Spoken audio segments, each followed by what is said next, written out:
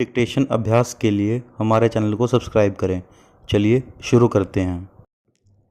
गति लेखन संख्या 10 GD बीस्ट रेडी स्टार्ट।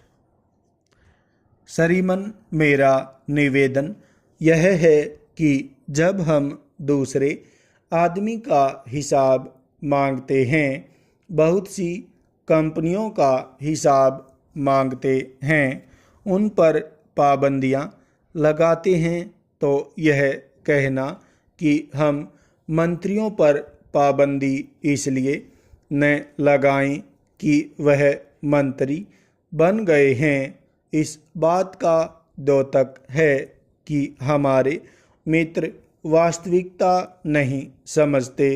पूर्णविराम।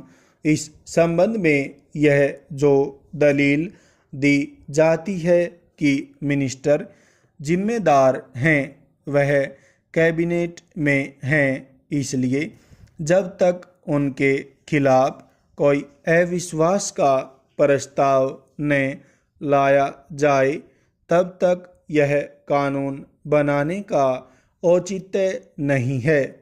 मैं समझता हूँ कि यह दलील निराधार है, क्योंकि जो मिनिस्टर ईमानदार हैं, यह कानून बनाने से उनको सहूलियत मिलती है। कानून बनाए भी इसलिए जाते हैं। पूर्णविराम।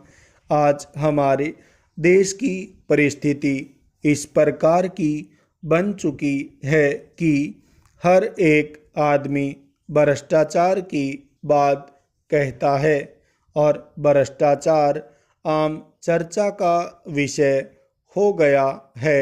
पूर्णविराम।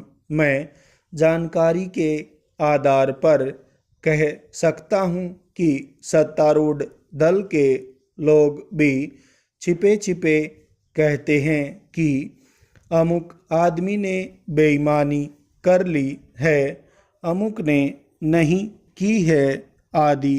पूर्णविराम।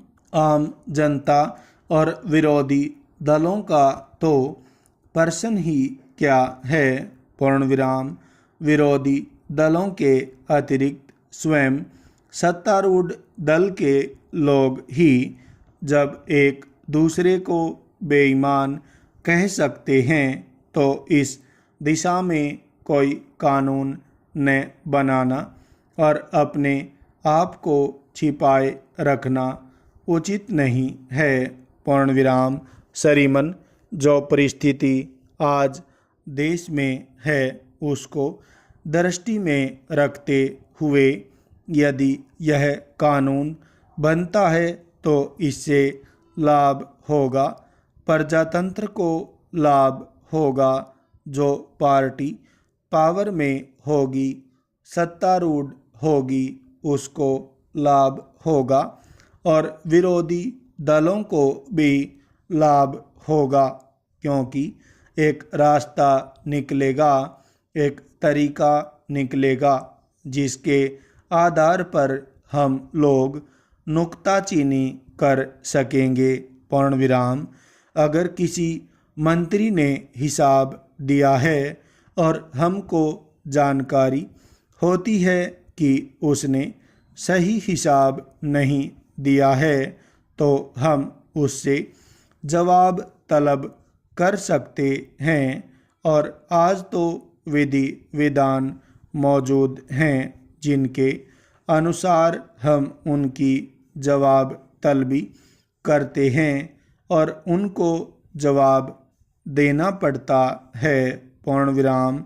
जब ऐसा विधि विधान आ जाएगा, तो हम मंत्रियों का हिसाब देख सकेंगे। पूर्णविराम।